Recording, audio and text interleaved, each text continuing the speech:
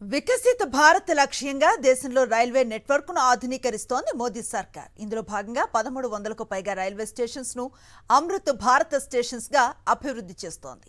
భవిష్యత్ అవసరాలను దృష్టిలో ఉంచుకొని అంతర్జాతీయ స్థాయి ప్రమాణాలు, అత్యాధునిక సౌకర్యాలతో ఈ అమృత్ భారత్ స్టేషన్లు రూపుదిద్దుకున్నాయి. ఇందులో 103 స్టేషన్స్ ను ప్రజలకు అందుబాటులోకి తీసుకువచ్చారు.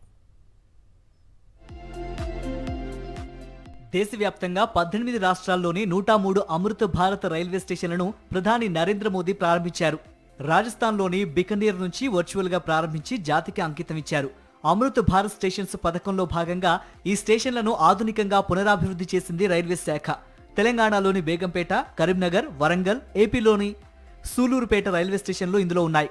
బేగంపేట రైల్వే స్టేషన్లో జరిగిన కార్యక్రమంలో కేంద్ర మంత్రులు కిషన్ రెడ్డి, బండి సంజయ్ పాల్గొన్నారు.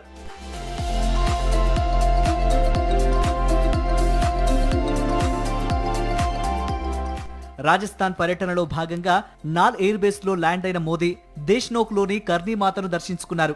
ఆలయంలో పూజలు చేశారు. అనంతరం బహిరంగ సభలో పాల్గొని 26,000 కోట్ల విలువైన అభివృద్ధి కార్యక్రమాలకు శంకుస్థాపనలు, ప్రారంభోత్సవాలు చేశారు. గత 12 ఏళ్లుగా దేశంలో ఆధునిక మౌలిక సదుపాయాలు కల్పించే మహాయజ్ఞం జరుగుతోందన్నారు ప్రధాని మోదీ. గతంలో కంటే 6 రెట్లు అధికంగా మౌలిక సదుపాయాలపై ఖర్చు చేస్తున్నామని తెలిపారు. కశ్మీర్ నుంచి అరుణాచల్ ప్రదేశ్ వరకు ఇన్ఫ్రాస్ట్రక్చర్ డెవలప్మెంట్ శరవేగంగా జరుగుతోందని వివరించారు. గతంలో రైల్వే స్టేషన్లు ఎలా ఉండేవి, ఇప్పుడు ఎలా ఉన్నాయో చూస్తే కేంద్రం కృషి అర్థమవుతుందన్నారు మోదీ.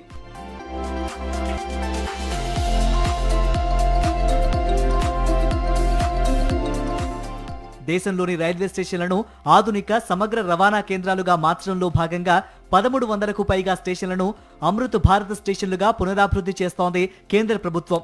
స్టేషన్లలో ఆధునిక వసతుల కల్పన, మల్టీ మోడల్ ఇంటిగ్రేషన్, దివ్యాంగులకు మెరుగైన సౌకర్యాలు కల్పిస్తూ రీడెవలప్ చేస్తోంది.